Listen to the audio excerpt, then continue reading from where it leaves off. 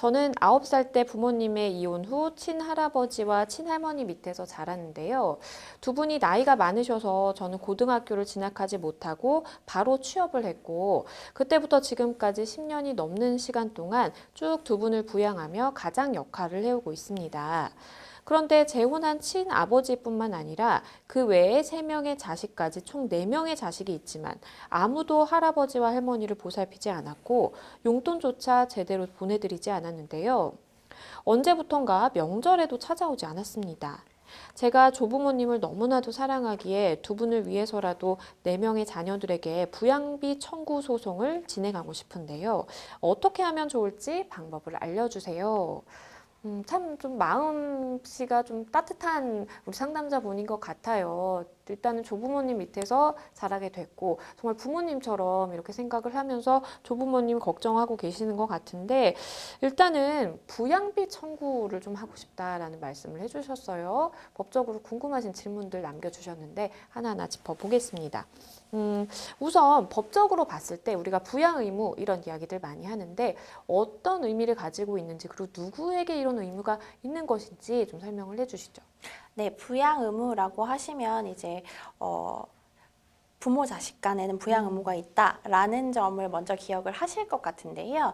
민법상으로는 이제 1차적 부양 의무가 있는 사람, 2차적 부양 의무가 있는 사람 이런 식으로 나누고 있습니다. 네. 그래서 1차적 부양 의무가 있는 사람이 우선 하게 되는 것이고요. 1차적 부양은 부부 상호간 또는 미성년 자녀의 부모가 미성년 자녀에 대해서 부양 의무자입니다. 그래서 이때 부부는 법률혼에 해당하는 경우에만 이야기를 하는 것이고 의외로 사실혼인 경우에는 부양 의무가 없습니다. 그리고 2차적 부양의 같은 경우에는 직계 혈족 및 그 배우자 사이에서 이제 생계를 같이 하느냐, 생계라는 것은 이제 쉽게 얘기하면 동거를 하고 있느냐, 네, 아니면 동거를 하지 않더라도 공동의 생활 관계, 공동의 경제 생활을 뭔가 이루고 있는 근거가 있느냐. 이런 것들을 보아서 이런 경우에는 며느리나 시부모, 사위나 처의 부모, 계부와 계모 같은 경우에도 배우자의 자녀에 대해서 부양 의무가 생길 수 있다고 보고 있습니다. 네, 변호사님께서 법적으로 우리가 부양 의무에 대해서 살펴봤을 때 어떤 관계에서 좀 발생하는지 짚어주셨는데요. 일단은 우리 상담자분, 조부모님을 모셔온 손자의 지위에 있습니다. 그런데 이제 4명의 자식들이 조부모님에게는 있다라는 말씀을 해주셨어요. 우리 상담자분 입장에서는 사실 우리 친아버지도 좀 포함이 된 그런 4명의 이제 자식들 언급을 해주셨는데 그러면 이 4명의 자식들에게 이 부양비 청구를 할 수 있을까요? 일단 이제 가능하실 거라는 생각은 듭니다. 이제 금액이 얼마냐의 문제에 대해서는 좀 다르기는 할 텐데요.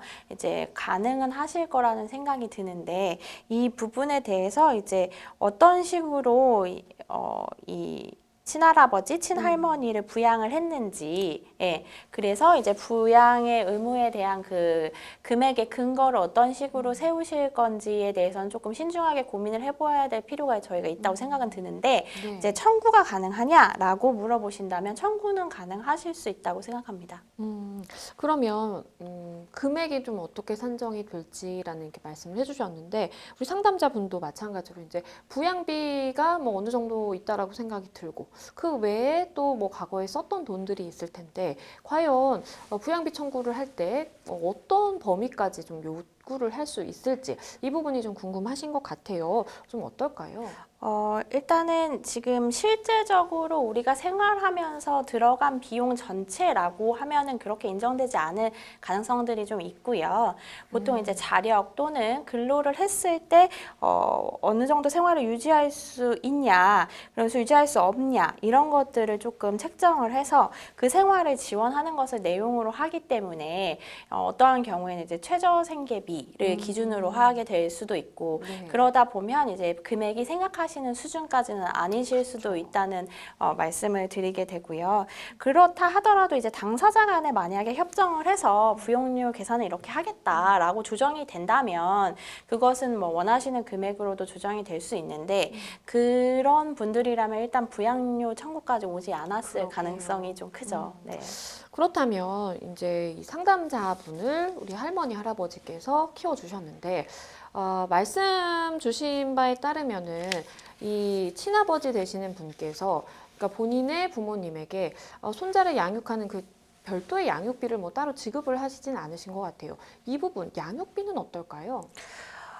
지금 부모님이 이혼하신 후에 이제 할아버지 할머니 밑에서 자랐다고 하셔서 그렇죠. 어머님이 생존에 계신지 여부는 지금 저희가 파악이 되지 않는데 일단은 할아버지 할머니나 당사자분, 지금 저희는 보통 사건 본인이라고 표현을 하는데요. 이제 사건 본인분께서 양육비를 받을 수 있는 근거가 되시는 분은 맞지만 이제 직접 청구권이 있는 분은 아니시거든요. 그래서 지금 어머님이 생존에 계신지, 어머님이 이 부분을 청구할 수 있는 분이었는지, 어머니에게 그 부분이 좀 확인이 될 필요가 있을 것 같습니다.